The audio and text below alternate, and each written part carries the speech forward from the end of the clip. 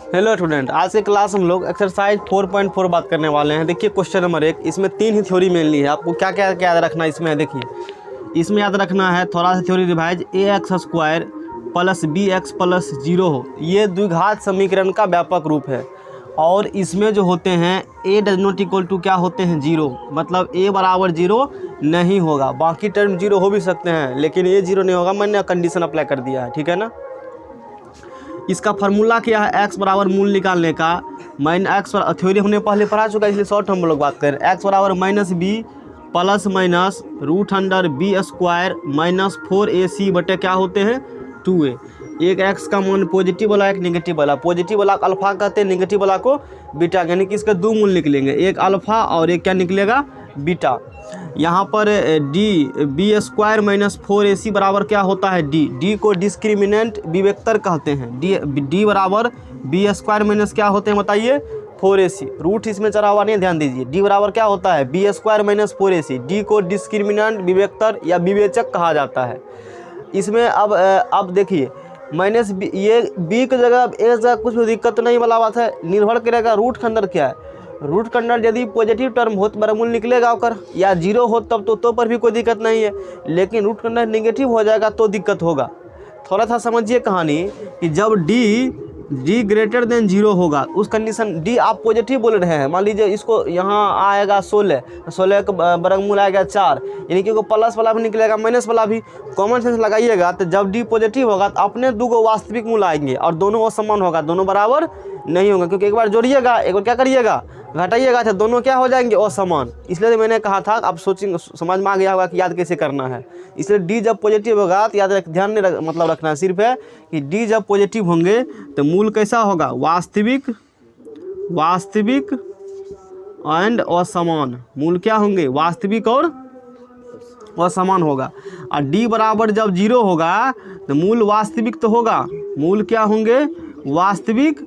अब खुद सोचिए d बराबर 0 यानी कि यहाँ b² - 4ac 0, यानी कि पूरा टर्म ही क्या हो गए हैं 0, मतलब सिर्फ b/2 है, मतलब वास्तविक और मूल क्या होंगे समान होगा।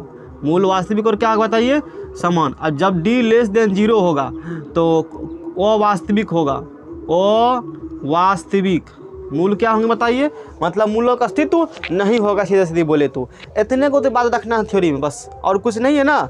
यही 3 कंडीशन है, d बराबर 0 और d ग्रेटर देन 0, यानी कि d ग्रेटर देन इक्वल 0 में क्या होता है मूलों का अस्तित्व होता है। अब इस केस में अस्तित्व नहीं होता है। यही थ्योरी है हमें जो कि याद रखना है, और इसी पे सवाल बनाने का हम लोग करेंगे। चलिए देखिए थ्योरी की बात करते हैं, सवाल बात करते हैं। कहता है निम्न द्विघात समीकरणों के मूलों की प्रकृति ज्ञात कीजिए। पता करना है कि मूल की प्रकृति क्या है, मतलब यही सूत्र लगाना होगा, डी लगाना होगा। मूलों की प्रकृति निकालेंगे। यदि मूलों का अस्तित्व हो, मतलब डी ग्रेटर देन इक्वल क्या हो 0 हो, तो उन्हें ज्ञात कीजिए। किसी मेथड से हम ज्ञात कर सकते हैं, हालांकि फार्मूला से ज्ञात करेंगे, है ना। चलिए इसकी तुलना कीजिए ax² plus bx plus c बराबर 0 से करेंगे तुलना। तो a का मान यहाँ से कितना हो जाएगा बताइए, a का मान कितना हो जाएगा 2, b का मान कितना हो जाएगा -3, और c का मान कितना हो जाएगा बताइए 5। Concept clear. a का मान 2, b का मान -3 और c का मान कितना हो जाएगा 5। इसीलिए d बराबर चूँकि d बराबर b² माइनस क्या होते हैं 4ac। b का मान देखिए कितना है -3 का स्क्वायर -4, a का मान 2 और c का मान 5। d बराबर 3 तिया -3 का स्क्वायर प्लस 9 -4 दूना 8, 8 पंचे 40। d बराबर बोलिए कितने होगा -29, इतने ना होगा।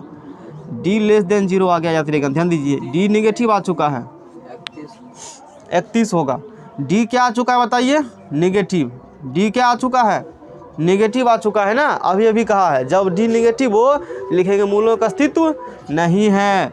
इसलिए दी गई समीकरण के मूलों, है ना, मूलों का अस्तित्व नहीं है।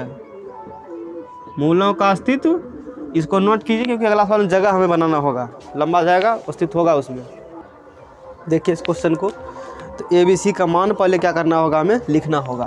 तो A का मान क्या होगा बताइए, A का मान क्या होगा यहाँ से 3, B का मान -4√3 और C का मान कितना होगा 4 होगा, ठीक है ना। अच्छा, चूँकि D बराबर क्या होते हैं B² - 4AC, हमें पहले चेक करना होगा प्रकृति क्या है, फिर अस्तित्व होगा तो उसको निकालेंगे, है ना। तो D बराबर B का मान कितना है -4√3 का स्क्वायर, है ना।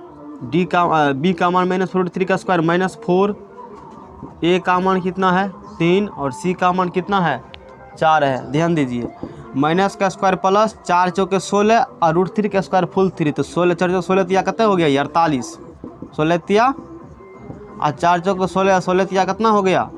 D बराबर क्या निकल गया 0। जीरो देख के ये नहीं रहना भरम में कि मूलों का अस्तित्व नहीं होगा, मूलों का अस्तित्व होगा बेवकूफ़, मूलों का अस्तित्व होगा, है ना। इसीलिए दी गई समीकरण के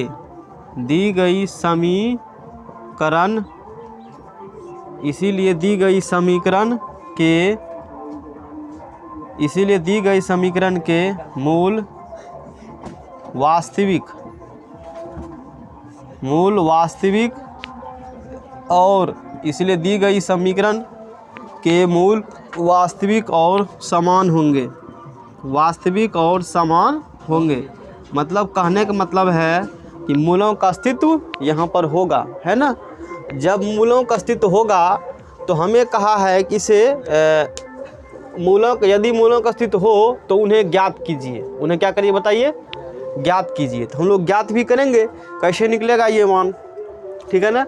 चलिए, चूँकि x बराबर -b ± √100d/2a, a का d का लिख दिए। d बराबर B² - 4AC होता है ना। x बराबर लिखा, ये भी सूत्र एग्जाम ऐसे लिखा ला सकता पूछता है, x बराबर -b ± √100d क्या होते हैं 2a, और d का मान B² - 4 दीजिएगा तो वही नहीं आ जाएगा, और d का मान कितना निकला हुआ है जी 0। x बराबर बताइए, x बराबर -b का मान -4√3, तो -4√3 -b प्लस -b सूत्र वाला यही माइनस है, यही पूरा b का मान लिखल है सवाल में, ध्यान देकर ना, यही गलती करते हैं लोग प्लस माइनस चक्कर में। तो ध्यान दीजिएगा, ये सूत्र वाला माइनस है, और बाद b का जो मान रहेगा वो यहाँ पुट करेगा, समझे बात को। B² x बराबर -b प्लस √100d, और d का मान कितना है 0, तो √100 0 अब 2 इंटू a का मान कितना है जी 3 है। a का मान देखिए कितना रखा हुआ है यहाँ पर 3। चलिए x बराबर क्या होगा, देखिए यहाँ से x बराबर गप क्या कर रहे हो, x बराबर क्या होता है माइनस प्लस 4√3, इसका वर्गमूल खत्म 0, और 3 दूना कितना हो गया 6, 2 दूना 4, 3 दूना 6, x बराबर निकल गए 2√3 क्या निकल गया 3, x बराबर 2√3/3। उत्तर में लिख देंगे कि 2√3/3 कॉमा 2√3/3। इस प्रकार से भी आंसर दे सकते हैं, कैसे कि 2√3 को बटे 3 को क्या लिखेंगे √3 3 को क्या लिखेंगे √3 गुना, और √3 कट गए तो क्या बच गया 2/√3 कॉमा 2/, अपना बुक में जो भी दिया हो आप नोट करिए इसको। चलिए देखते हैं हम लोग क्वेश्चन कैसे सॉल्व करना है इसको। तो a बराबर बताइए, a बराबर कितना होगा, a बराबर 2, b बराबर -6 और c बराबर कितना होगा बताइए 3। इस प्रकार से हो गए। चूँकि d बराबर होता है B² - 4AC, d बराबर क्या होते हैं B² - चलिए बताइए तो क्या होगा, देखिए d बराबर b का मान कितना है -6 का स्क्वायर -4, a का मान 2 और c का मान 3, 6 छाके 36, -4 दूना 8, 4 दूना 8, 8 तिया 24, तो कितना होगा 12 होगा। 6 में से 4 गया 2 और 3 में से 2 गया 1, डी का मान कितना निकल चुका है 12। इसलिए दी गई ग्रेटर देन 0 है, डी ग्रेटर देन क्या है मतलब पॉजिटिव है, इसलिए दी गई समीकरण के दो भिन्न दो दी इसलिए दी गई समीकरण के दो भिन्न वास्तविक मूल होंगे, दो भिन्न वास्तविक मूल होंगे, करेक्ट है ना।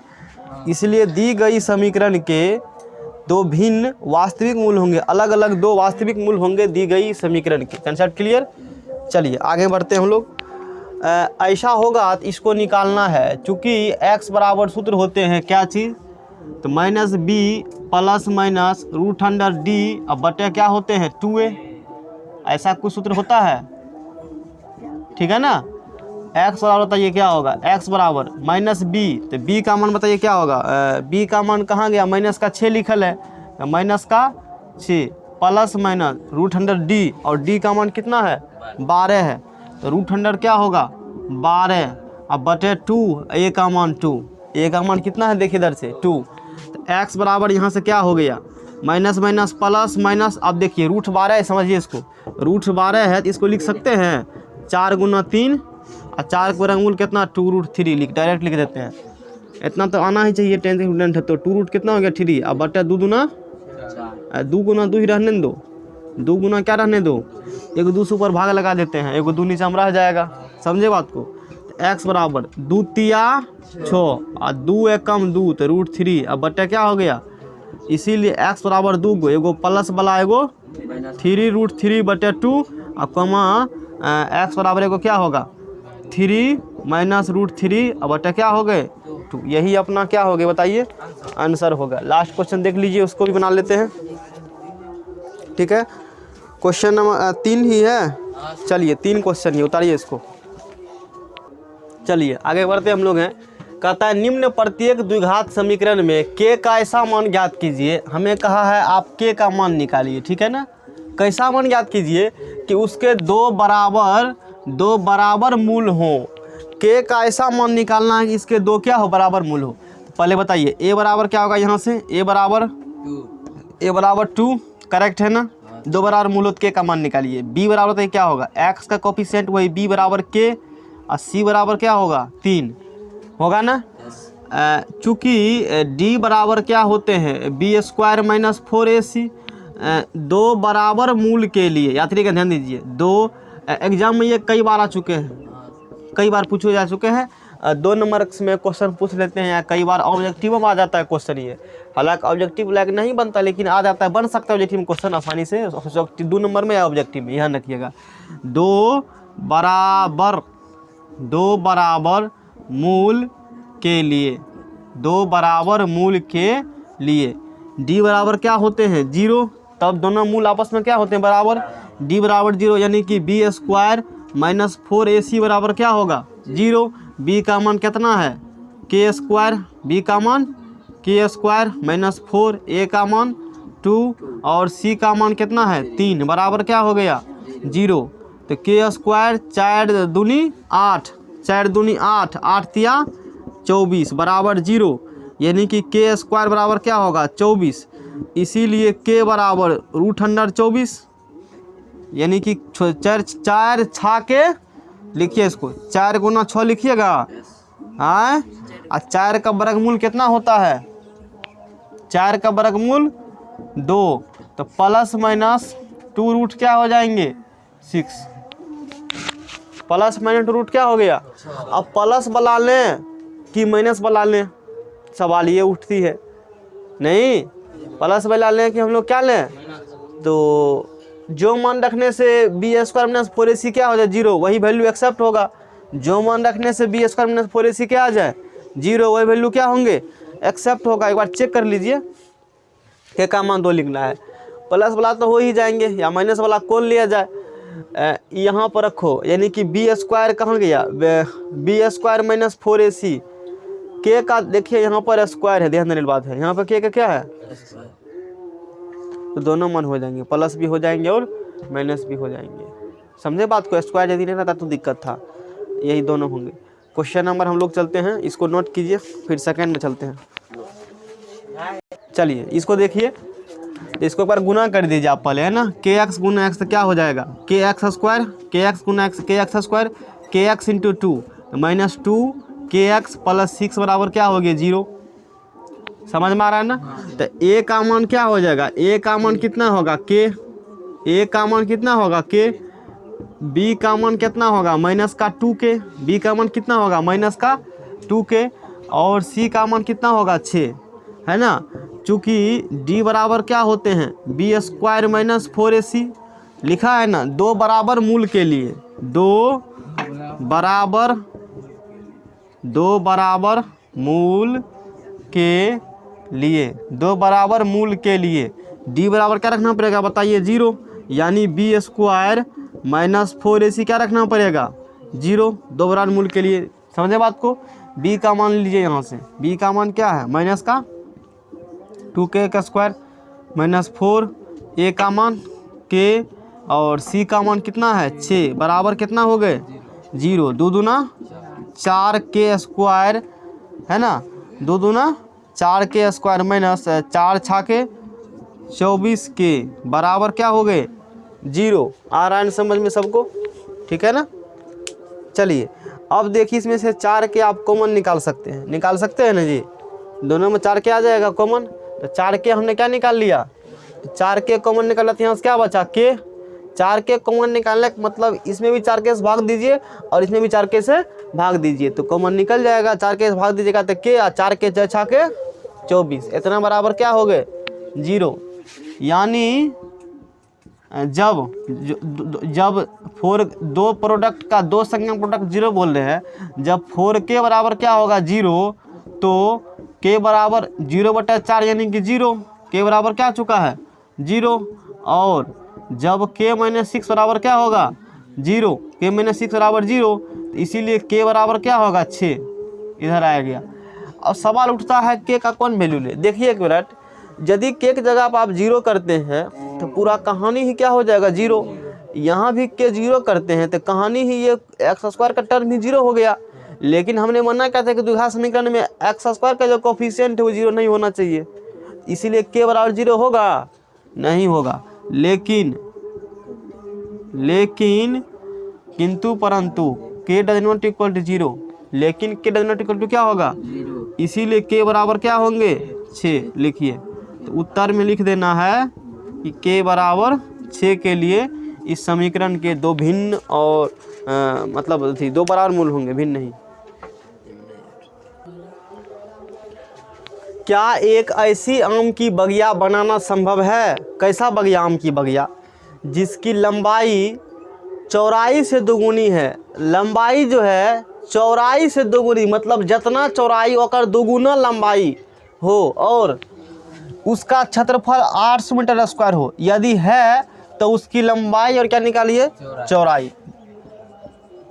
सॉल्यूशन, कपड़ा आपने नहीं गिरा, कपड़ा आपने नहीं गिरा।